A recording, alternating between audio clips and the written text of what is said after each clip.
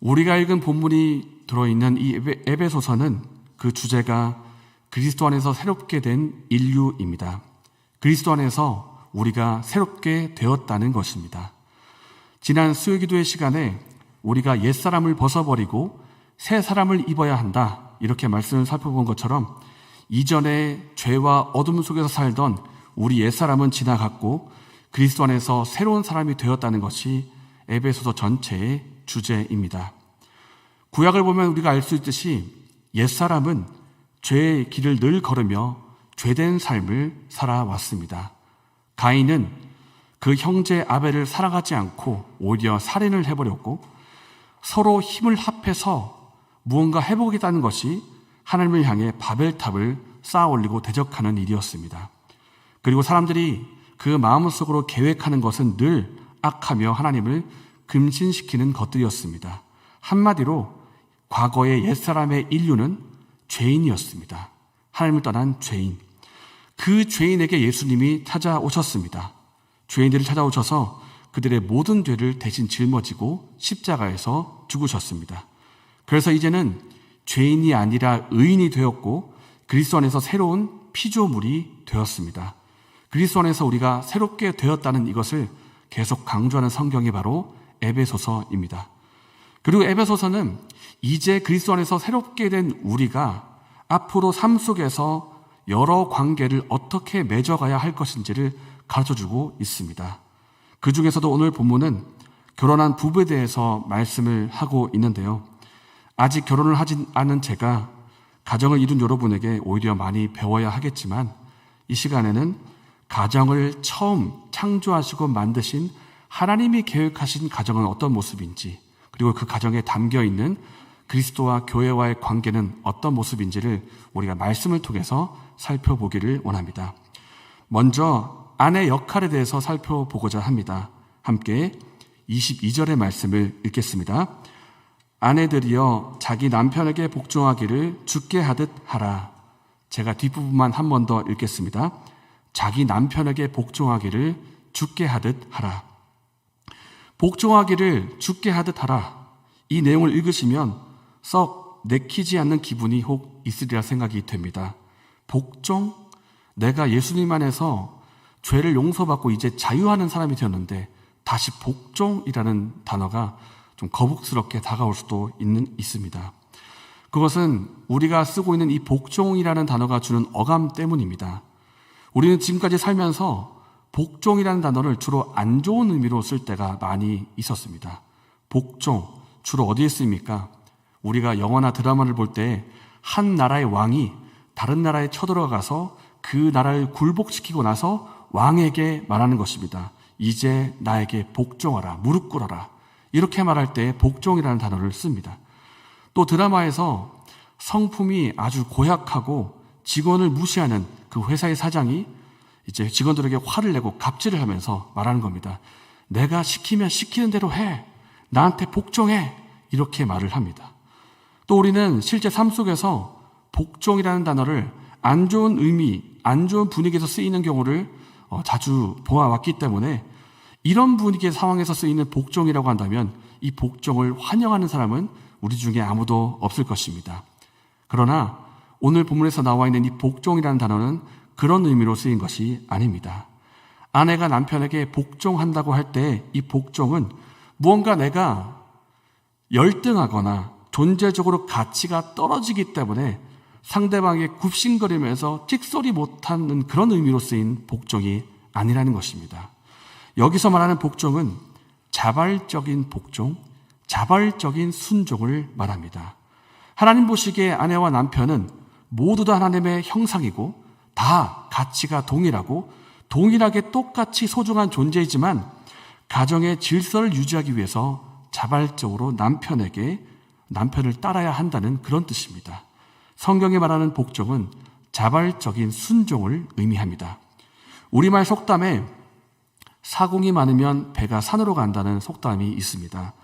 배가 올바른 길을 가기 위해서는 누군가는 논을 져야 되고 누군가는 방향을 가리켜야 됩니다. 만약에 사람들이 내가 이곳에 가고 싶다, 내가 저곳에 가고 싶다, 서로 자기 주장만 한다면 결국 배가 바다가 아니라 산으로 간다라는 뜻입니다. 부부 생활에도 이와 비슷한 면이 있는 것 같습니다. 하나님께서 남자를 먼저 지으시고 남자로 하여금 아내의 머리가 되게 하셨습니다.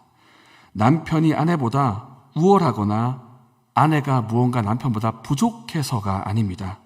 하나님 보시기에 둘 다 하나님의 형상이고 둘 다 동일하게 가치 있고 동일하게 소중하지만 가정의 질서를 위해서 남자에게 가정의 머리 역할을 맡기신 것입니다. 그럼 어떻게 해야 될까요?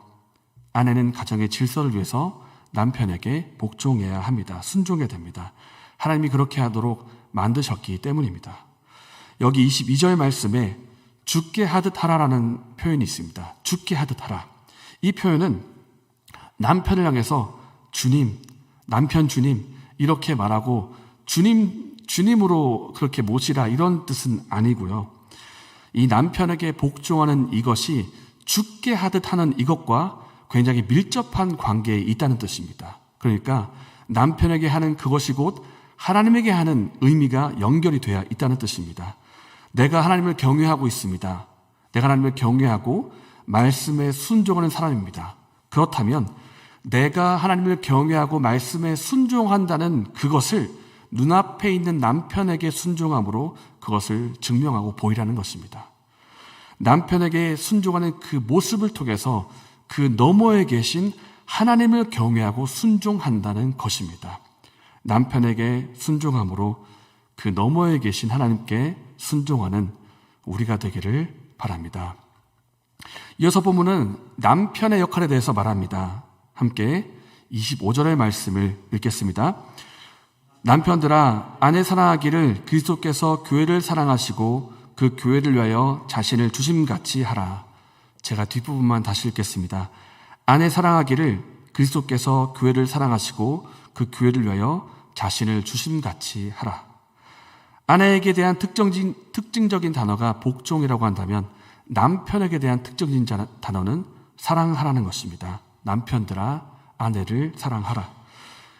이 에베소서 본문이 기록될 당시에 아내가 어떤 취급을 받아왔냐면 마치 하나의 소유물로 여겨졌습니다.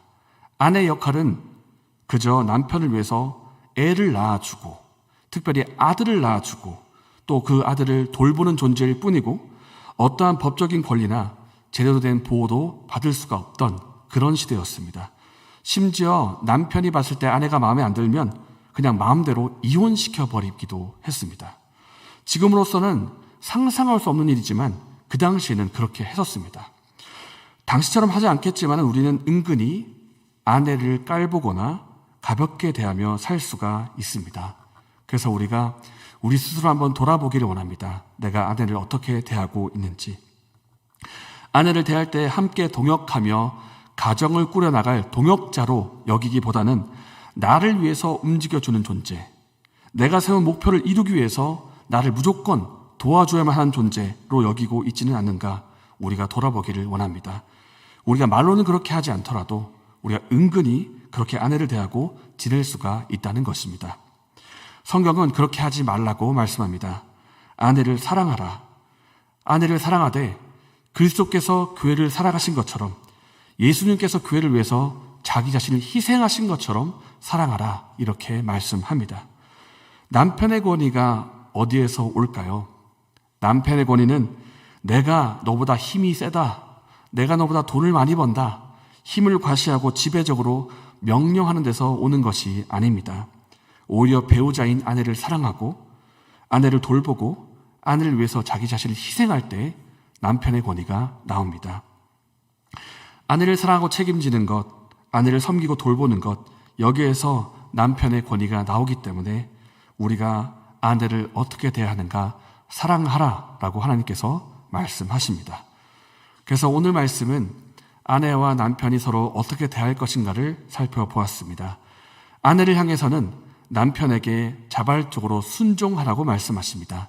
그리고 남편에 대하여는 아내를 향해서 아내에게 사랑하고 희생적으로 사랑하라 이렇게 말씀하십니다. 이것이 에베소서에 담긴 그리스도 안에서 새롭게 된 사람이 남편과 아내를 어떻게 대할 것인지에 대한 부르심입니다. 그런데 여러분, 우리가 이 말씀을 두고 한번 솔직하게 답해 보기를 원합니다. 이렇게 사는 것이 가능합니까? 저는 결혼을 안 했지만 알 것 같습니다. 이렇게 사는 것은 불가능합니다. 제가 저를 봐도 별로 안 사랑스러운 부분이 있는데 어떻게 나 외에 다른 사람을 사랑할 수가 있는가? 별로 안 존경스러운데 어떻게 존경하란 말인가? 이런 생각이 드는 것입니다. 불가능합니다. 애초에 내가 가진 힘으로는 이것이 불가능하기 때문에, 그래서 우리가 무엇을 의지해야 하는가? 바로 우리 안에 힘과 능력을 주시는 성령님을 의지해야 합니다. 함께 18절의 말씀을 읽겠습니다. 술 취하지 말라. 이는 방탕한 것이니 오직 성령으로 충만함을 받으라. 이 굉장히 유명한 구절이죠. 이것이 단순히 18절 그 한 절에만 해당되는 것이 아니라 그 앞뒤 문맥의 모든 것에 포함되고 있습니다. 성령 충만함을 받아서 새로운 삶을 살라는 것입니다. 너희가 그리스도 안에서 새롭게 된 인류가 되었고 새 사람이 되었으니 새 사람으로 실제로 살 수 있도록 성령의 충만함을 받으라는 것입니다. 성령 충만을 받으면 그리스도 안에서 서로 경외하고 서로 사랑하는 삶을 살아갈 수가 있다. 그러니까 성령 충만을 받아서 아내는 남편에게 복종하고 남편은 아내를 사랑하는 삶을 성령 충만으로 그렇게 살아라, 이렇게 부르고 계시는 것입니다. 우리가 성령 충만하는 삶을 살았던 예수님을 한번 보겠습니다. 예수님은 근본적으로 하나님 그 본체이시고 하나님 자신이십니다. 근데 그 하나님께서 어떻게 하십니까? 성부 하나님의 뜻에 순종하여 인간의 몸을 입고 이 땅으로 내려오십니다. 놀랍지 않습니까? 성부 하나님이시고 성자 하나님입니다. 뭔가 부족한 것이 전혀 없으신 성자께서 성부 하나님께 복종하여서 이 땅에 내려오시고 죽기까지 복종을 하십니다. 부족해서 꿀려서 뭔가 안 되기 때문에 그렇게 한 것이 아니라 사랑하기 때문에 자발적으로 그렇게 순종하신 것입니다. 예수님께서 먼저 이 순종의 본을 보이셨고 그 예수님이 우리 안에 계시기 때문에 우리가 그 삶을 살아갈 수가 있다는 것입니다. 하나님이시지만 자기를 비우고 성부 하나님께 순종하신 예수님, 그리고 우리를 위해서 십자가에서 죽으심으로 우리를 향한 사랑을 보여주신 예수님, 우리가 무엇이 사랑할 구석이 있어서 예수님께서 십자가에 달리신단 말입니까? 뭐 사랑할 구석이 있다고. 그러나 예수님께서는 우리를 사랑하십니다. 그리고 십자가에서 죽으셨습니다. 그 예수님께서 우리와 함께 하시고 성령으로 충만을 받아 그렇게 살라고 말씀하십니다. 그렇기 때문에 우리가 성령의 충만함을 받으면 그렇게 살아갈 수가 있습니다. 남편에게 자발적으로 순종할 수 있고 아내를 사랑할 수가 있습니다. 말씀 맺겠습니다. 사랑하는 여러분, 오늘 예수님을 믿고 새롭게 된 우리가 배우자를 어떻게 대할 것인가를 살펴보았습니다. 하나님은 남편에게 복종하라고 하시고 아내를 사랑하라고 말씀하십니다. 우리의 힘으로는 할 수 없지만 우리 안에 계신 성령께서 그 일을 가능하게 하실 것입니다. 우리가 자발적으로 남편에게 순종하고 우리가 아내를 아끼고 사랑하고 돌볼 때 우리는 이 땅에서 천국을 누리게 될 것입니다. 그리고 우리의 자녀는 우리가 누리는 그 천국을 보면서 하나님의 임재를 경험하게 될 것이고 세상과는 다른 삶을 우리 자녀들이 살게 될 것입니다. 이러한 은혜가 저와 여러분에게 있기를 바랍니다.